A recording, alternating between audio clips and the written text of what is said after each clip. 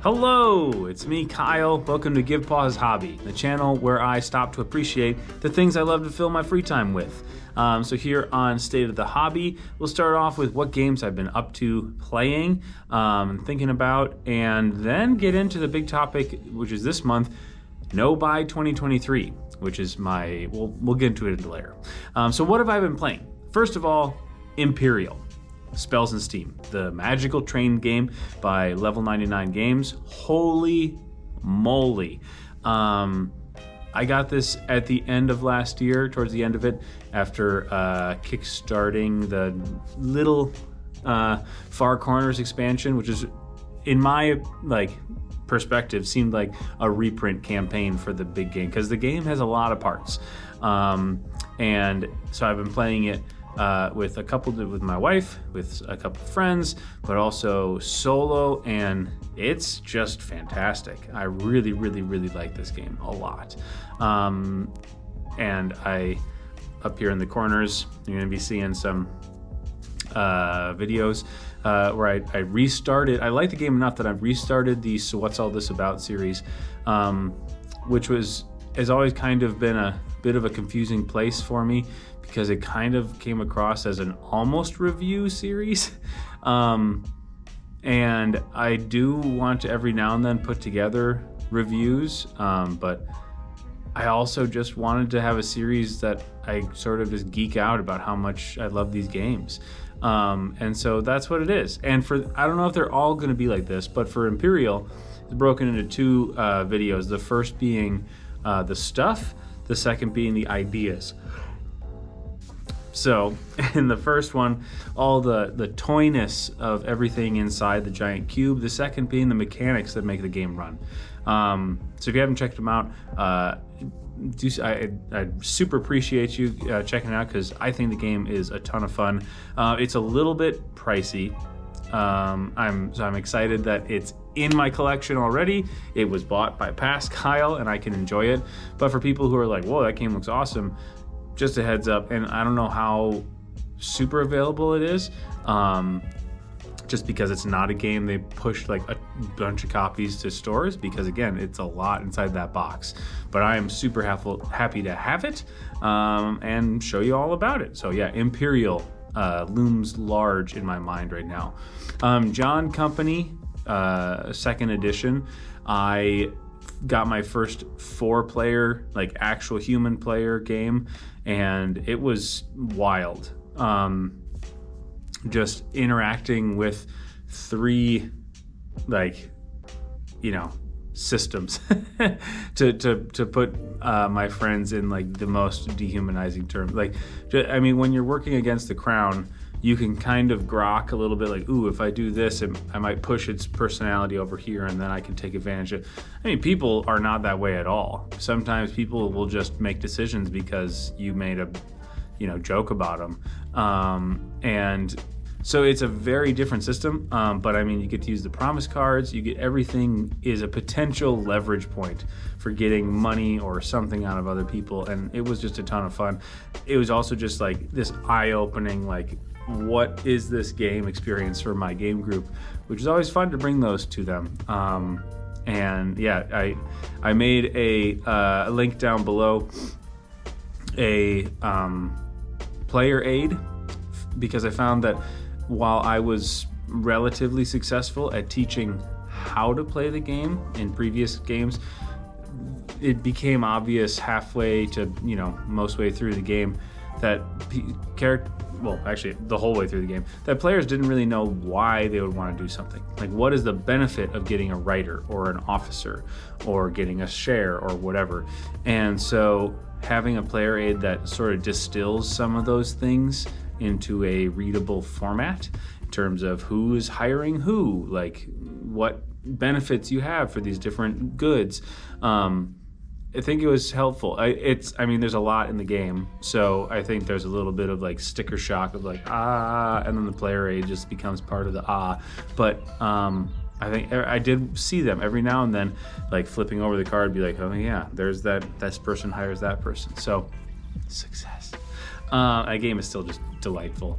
Root, I made a a short little visit to the woodland. Haven't played Root in a little while, and it was all because of BotBot put out a solo challenge. I can't remember what it was called, Cats in the Mountains or something. And yeah, it was super fun. I played it twice. What did I play it with? Woodland and Alliance, and I played with Otters. And so it was super fun to play with kind of like a set challenge of the map, the deck. First time playing with the ENP deck. So for those Root fans out there, I know that's like heresy, but given that I play solo almost, not exclusively, but the vast majority of my games, the ENP deck, it's really just something that I can interact with. I mean, they can always craft the items, but in terms of all the abilities, those just get thrown away after we see what the suit is. And so I kind of felt weird doing that because it was like a whole marketplace of abilities that only I could access. It wasn't terrible. It was fun, like seeing these cards that, you know, all of you have been playing with for a long time. But to me, I'm like, whoa, look at this opportunity I have. So that was pretty neat. But I think unless there's a good reason or a BotBot, you know, solo challenge that tells me to use it, I think in the future I'm just gonna keep using the regular old deck until I get a game group that not only knows how to play but plays regularly enough that, again, that wouldn't just become part of the that is Root, because that's another game that sometimes for new players it can feel just like a lot to, you know, pick out. But yeah, the solo challenge was a lot of fun. There is a new one. I don't have the Gorge map, which I feel bad about because Sam, my good buddy, designed it. And yeah, I have not printed that out. So I need to get on that. There's also, I just heard through Woodland War Machine, an opportunity to print out a bunch of player-made factions that have been, you know, really well edited and, you know, community published and everything. So might get back on that, you know, PnP horse at some point in the future for Root, which is exciting because anytime there's something new to do and talk about in Root, that's a good day for me. And last on the list is Imperium, and then ... Empires of the North. So Imperium had been on my list of games I really wanted to try for a while. And funny enough, a part of that was because Empires of the North just like didn't really hit with me. And I was like, this idea of card-based, asymmetric factions where you're building out, you know, you have what your people do, but also opportunities to branch out a little bit from that. And there's a solo mode and all this sort of stuff. And again, Empires of the North just didn't really hit those few games that my wife and I had played. And so I tried out Imperium, and there's a lot to like about the game. And I'm not, again, I soured on Empires of the North too quickly, foreshadowing. So I'm not doing that yet on Imperium. But I'm finding that even though I'm doing the Kyle thing, a different faction every time. And I'm finding there definitely are differences. And in some way, like really cool ones, like the deck of improvements or developments, whichever it's called, but also like your nation deck, the thing that every time you go through your draw deck, you pull one off the top of that pile, shuffle it in with your deck, and so your deck is growing with these faction-specific cards. And depending on what faction you're using, you might have more or fewer of those faction-specific cards to get through before you go from a barbarian horde to an empire. At which point you can't use the barbarian cards anymore, but you can use the empire ones. And so for some factions, that's a really important shift. For others, it's as important as you're going to make it based on which cards you play. And so there's a lot to still investigate. I have only played some of the lower complexity factions, which the legends, no, is that what I have? Imperium,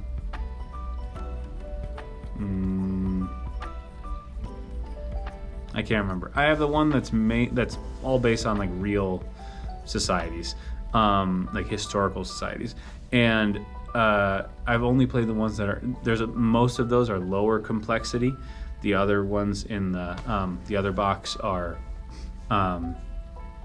classics, Imperium classics. I do not have legends, so maybe that'll change things, because for right now it seems like the strategy of just like acquire lands to become glory, to get the purple cards, I can't remember what they're called, and just race through your deck as quickly as you can, seems to loom pretty like large in the strategy of the game.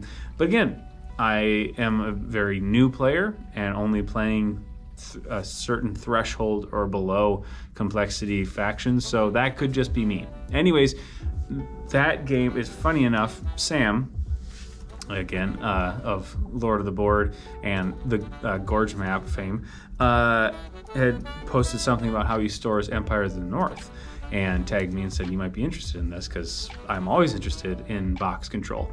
And so I was, but I copped to, like, I don't know, this game sort of bounced off me a little bit, and I haven't sold it or given it away, but it was definitely in the pile of maybe this is on its way out. Anyways, I played a solo game last night, and it was awesome, to be quite honest. Like, the setup was super fast compared to Imperium. Is not a fast setup at all. So setup teardown was a breeze. It was really thematic against, I typically like playing against like an Automa, which is Imperium definitely has, and each of the factions does have its own. It pretty much just looks at the type of card that you draw off their deck, or rather you flip out in front, and ignore the text on the card, but instead, based off what type of card it is, you do an action off a table. So they catered each, or they designed each of them to feel like what the human controlled faction feels like, which is, I think, pretty successful. As someone who has yet to play against another human, it feels like roughly, the strategy I might imagine based off what I've read on that faction that's being bot controlled. But in Empires of the North, it's like a scenario, and you're trying to not only just get the most points, you want to exceed a threshold, meet or exceed a point threshold, otherwise you lose the scenario. It's still like a keep track of your score, see how you do, but even your highest score in a certain scenario could have been technically a lost game. So I had a ton of fun, and so I'm excited to maybe with a fresh set of eyes look at that game again, while also check out Imperium some more to see if both of them are sticking around, if one of them is leaving. I don't really know, but that's what I've been playing for the most part. Other things too, but those are the big ones. All right, so the big one this month, the NoBuy2023. So the impetus for this, we had a couple of kind of big ticket purchases in the household. One being, even though we live in Minnesota and it gets very cold here, our house wasn't insulated. It was built in the 60s, and houses before the 80s, building codes were essentially non-existent. So developers could just, if they get away with it, they typically did, because that meant more money for them. So a bunch of houses in this place that, right now it is -14 without wind chill.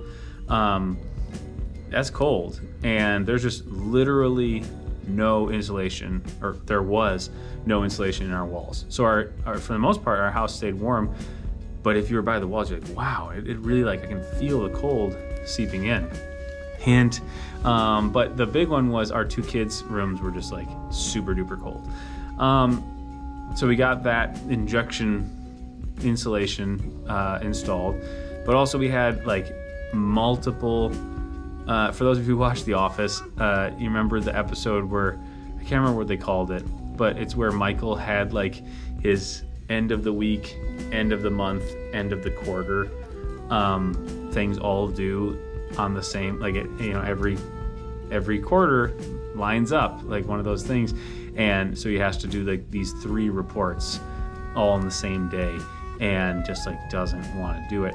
That was kind of what happened with our van, except it was service, like scheduled service things on top of things like an oil change, some small things like windshield wipers, but also like the 90,000 mile timing belt sort of stuff.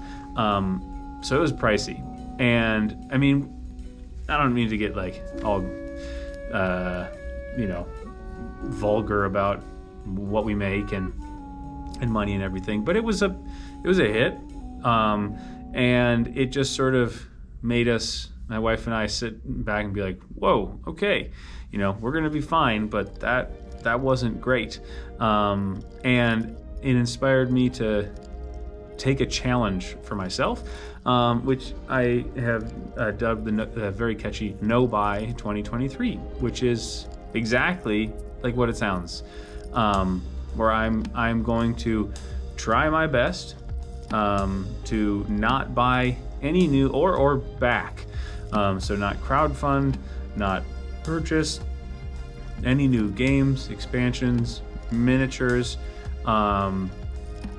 anything for the hobby, because we have so many games, and I think there's a lot of, I know a lot of people in the board game space and the miniature like wargaming space. They talk about their backlog of minis, or their shelf of shame, or their shelf of opportunity, or it's a regular conversation about that we all as mortal humans, at a certain point there are only so many games we can play writ large, but even scaled down on a year-to-year basis, there's realistically only so many games that we have the play groups to play with, we have the time, we have the attention, we have the interest, and for so many years, I entered the hobby in 2011, so for over 10 years now, not perpetually, not throughout at all times, but for the most part,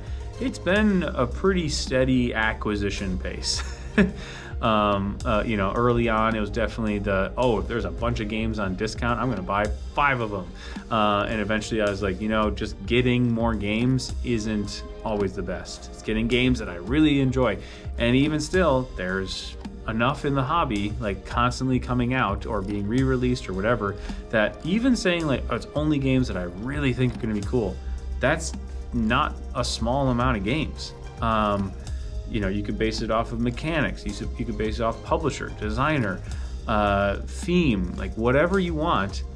The industry is big enough that really doesn't mean, you're not lessening the incoming games that much.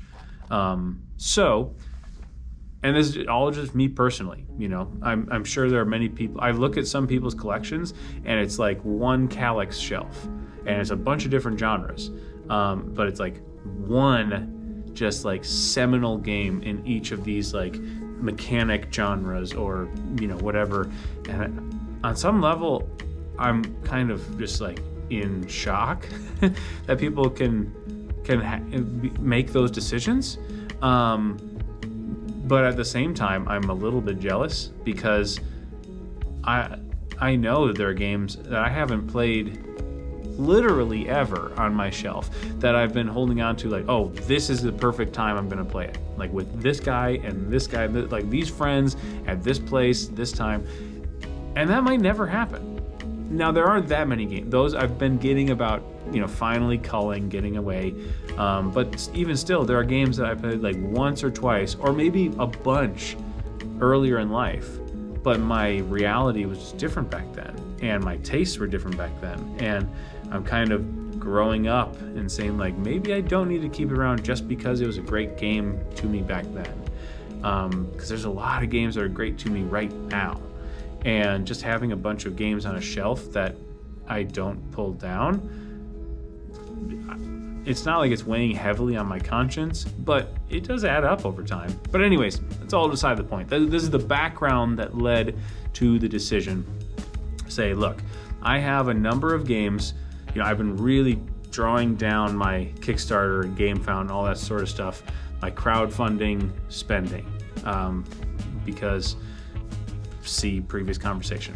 And I still have a backlog of games coming in because of all the shipping crises that have been happening, things that should have been in months ago or right about now will be coming out right about now to 6 months from now. And then it, for the most part, pretty much dries up. For the first time in a long time, I have a spreadsheet where I track games that are coming in, and I'm showing to you right now probably. And so it's I knew that there were going to be new games coming in. So I wasn't going to hold that against myself. That's money I already spent. But then to make it sort of a game as opposed to just a restriction, to trick my brain a little bit, is to, instead of saying like, you will not have any thoughts about buying new stuff, like that's just not true. That's just not, whatever you're trying to, if you're trying to eat less carbs, trying to drink less, trying to smoke less, try to, whatever. If you're just like, well, my goal is to never think about eating chips, well, congrats, you probably already lost. But if you can draw it down, be like, well, I currently eat, a family-sized bag of chips a day. I don't, but like if that was the situation, then I might say like, let's try to get that a bag every 2 days, like, taking steps towards a better future. So in this case, I knew that my brain, at least right now, is still pretty hardwired to see something and be like, boom, I want to buy that. I want that expansion or whatever. And instead of me like scolding myself, or instead of me just having that thought run around and then acting on it, I'm like, what if I track it? So here, I'm showing you, here is January's list, and I've color-coded it because it's me. Blue up to red, blue, green, yellow, orange, red, rainbow colors in reverse.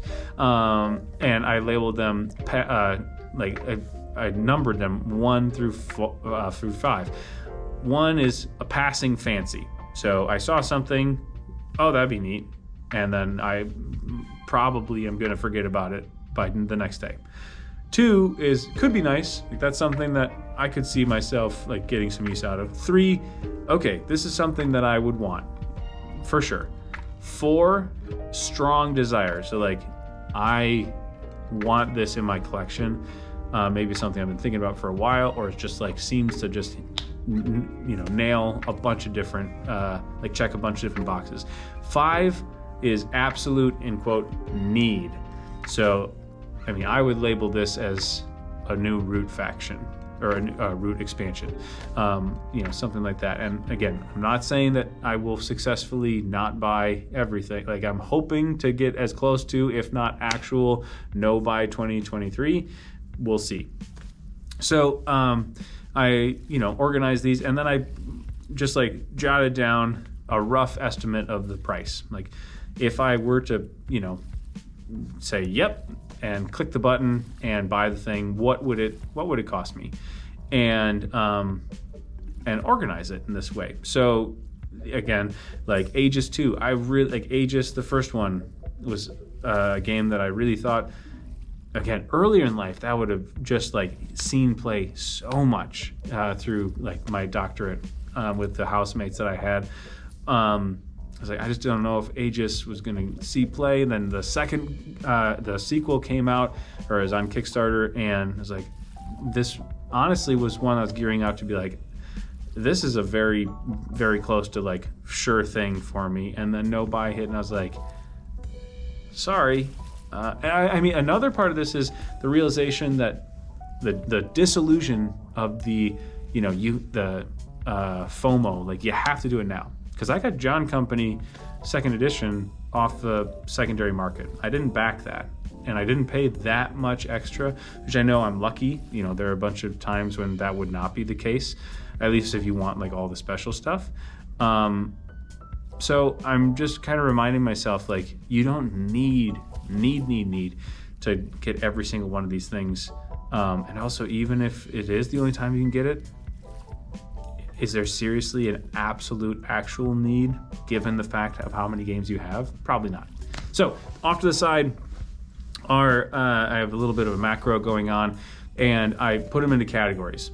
So I organized it on, from the first one is blue, like all. That is, if every single one of those thoughts led to a purchase, if everything on here, rows 3 through 12 I bought, it would have been $418 worth of stuff.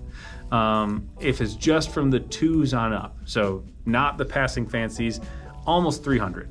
From the I want this, which is like pretty solid, find a place for it in my hobby, probably going to see play, still $264. And then the, strong desire, like really pushing me towards that purchase, is just Heat. And that's $70. I didn't have any of the 5 alarm needs, so that was 0. And so what I actually got, because hopefully this isn't just a way for me to become like an ascetic and like say I am above earthly desires of purchasing, which is not true at all. I'm trying to get better, but it's not true. But also, hopefully I want this to be a way for me to kind of appreciate, like recognize and appreciate the games that are coming in. So I got Cascadia, Imperium, the Gaslands rulebook, Astroneer, and Root Digital for Switch, and then a Cuphead vinyl record. So in this table, I have the true, like in all caps, price, which is like what it cost, and then the real, which is what it cost me this month. And so since Cascadia Imperium were covered by gift cards from the holidays, and then Gaslands, Root Digital, and Astroneer were covered by, I brought a trumpet that a friend was selling to somebody in the Twin Cities, and he paid me a little bit of a cut because it saved him on shipping. So that covered those other things down at the bottom. The only other one was Cuphead vinyl, and I pre-ordered that at some point. And so, yeah, I'm not going to hold that against myself here. So, like, in the real cost for this month, spent no money on the stuff that I got in. But I didn't get nothing in. I got these new things. And Cascadia, my wife and I forgot to mention that, we're really enjoying that game. And the kids love it, just playing with it. Imperium, I am enjoying it. We talked all about that before. We'll see what the future of that is. But it's a game that I get to experience after a while of wanting to, and it was a way that didn't cost me any money. So again, I don't know how successful this is going to be. I already have the February list, like the spreadsheet put together for when I have these inclinations, like, ooh, that would be something cool. And actually, to be honest, I know what the first thing that's going to be on there is, and it's the other expansions for Empires of the North, which is, how just like polluted my thought process is for do I or don't I buy something. Like, I just got this game off of the I should sell this pile. I played it once. I enjoyed it, but once. I have the base game and one of the expansions. There are 2 others I don't have. So what does my brain go to? I wonder what those would go for. Which, again, not saying don't buy anything. I'm not even saying I won't buy anything this year. I'm just saying this is a response to some unforeseen expenses in the family, budget, which I think is good. And also a way for me to really take inventory, take stock of my spending habits on the hobby. I think we gloss over that too often, that again, it was a great deal, so of course I got it. Of course I don't have space for it on my shelves. This is going to go in a pile. And everybody, different strokes for different folks. But at a certain point, to me, there have been times I'm like, I have this list of games that are coming in, and I don't even have space for the games that I have. And if I look at those games on the shelf, I don't play almost half of these on a regular basis. And there are, a handful or a couple handfuls of games that I've never played. Again, bought with the intention to be with this game group, or a game that I played 7 years ago and never played since. So it's just a kind of the next step, that I've seen a number of like board game hobby timelines. Like when you first get into it, once you've broken through the is this really a thing, that's just like the mindless acquisition, and then like scaling down a little bit, then you find out about crowdfunding, and then like there are a bunch of, obviously there's not one single path, but I feel like those are pretty universal to the folks who really get into the hobby. At that point, there are a bunch of different ways to go with it.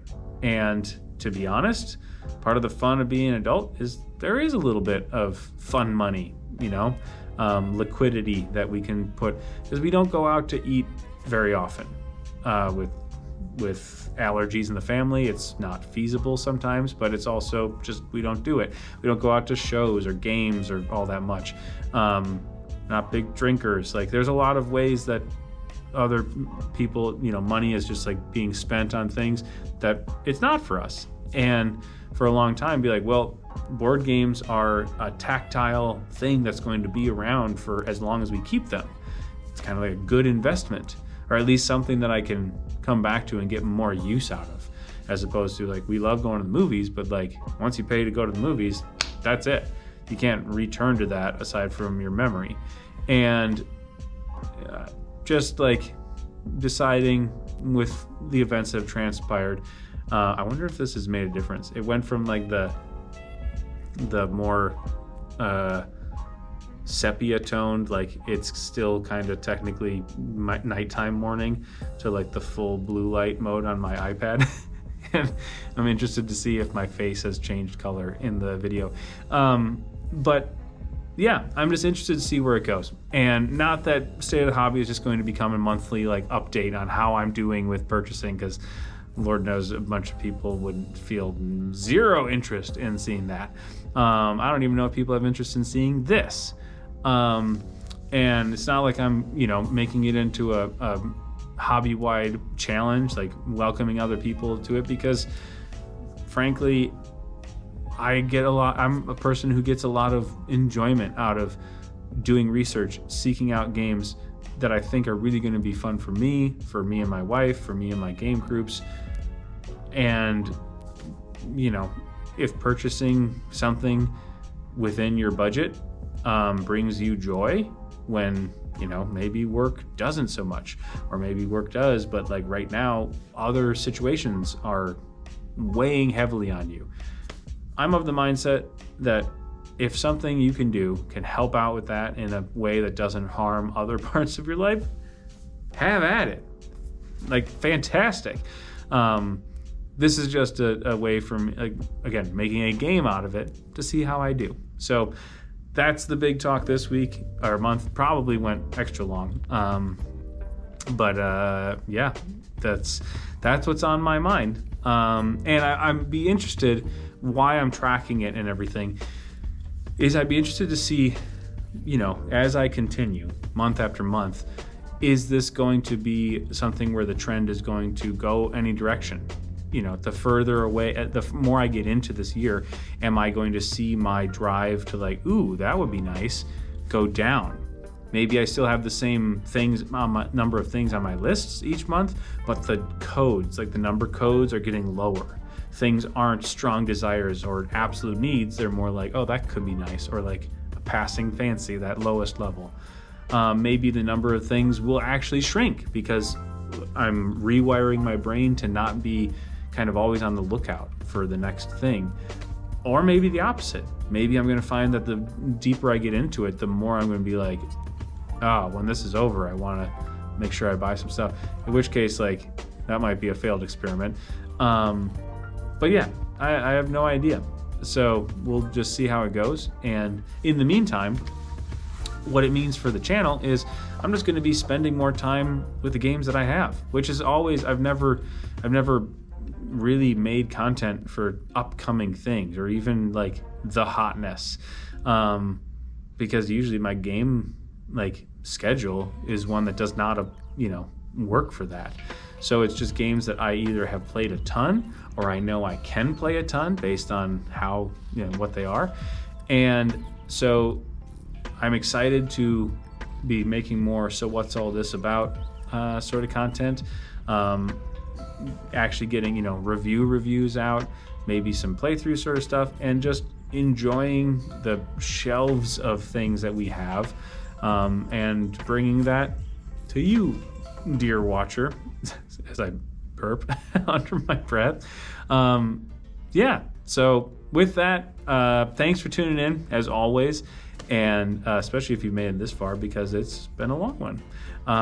Like, subscribe. Thanks for being here, and I appreciate you watching.